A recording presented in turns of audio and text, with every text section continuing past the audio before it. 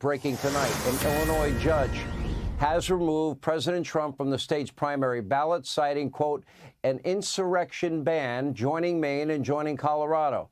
All right, we got a lot to break down tonight. Here to help us is Fox News contributor Jonathan Turley is with us. Let me start with the immunity case.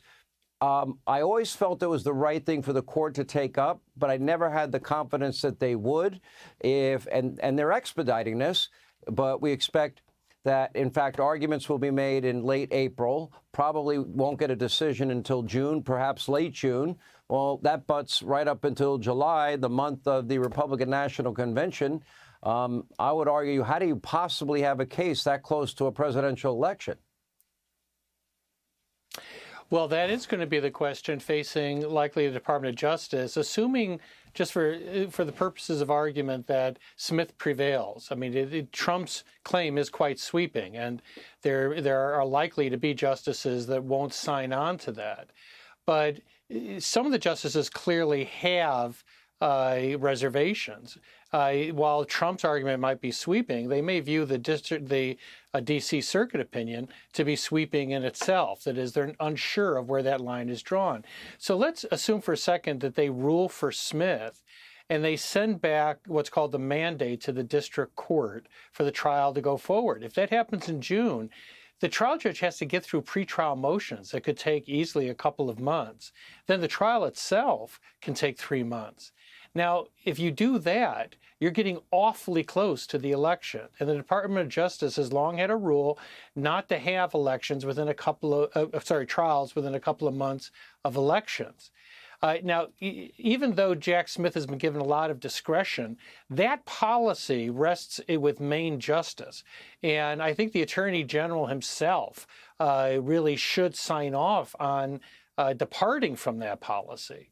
So there's a lot of questions here, but Jack Smith is seeing a loss of calendar space. And for him, it's significant. Every day he loses, it reduces the likelihood that he can get a trial through before the election. And one of his arguments was that this has broad implications in terms of the country. You talked about, and I've heard other attorneys as well make the argument that maybe the president's attorneys were very broad in their definition of immunity. Can they modify those arguments, fine-tune them, if you will? Yeah, I expect that some of these justices are as concerned with the lower court's decision and the lack of clarity as to when a president can rely on immunity. So even if they may agree with the result, they may not agree with the logic or rationale of the lower court. But the real danger here for Jack Smith is once they get into that high grass of presidential immunity, you don't know where they're going to come out. You know, they have to try to create some clarity here.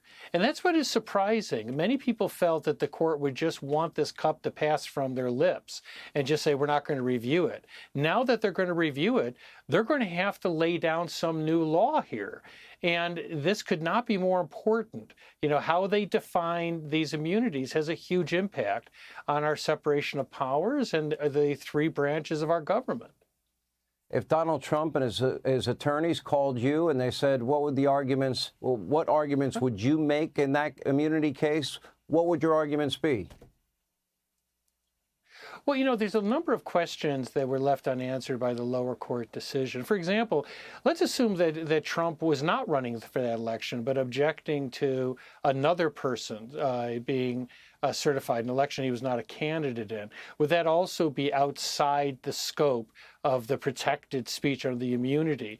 I think that what you're going to have is a lot of hypotheticals like that to better understand what it is about this that falls outside. Now, the D.C. Circuit had its own sweeping views on this, and I think that many people would say, no, what he was doing on the ellipsis in that speech fell outside of his core responsibilities. If anything, they were part of Congress's responsibilities.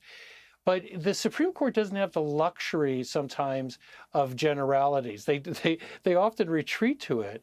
But now that they've accepted this case, they're going to have to make some type of delineation for future presidents of when they can count on immunity. And I have a feeling that at least four of these justices did not feel like the lower court decision did that. So how will they come out on this once they start working the problem is anyone's guess. I still believe that the odds favor Jack Smith in the outcome, but this is going to be one interesting oral argument.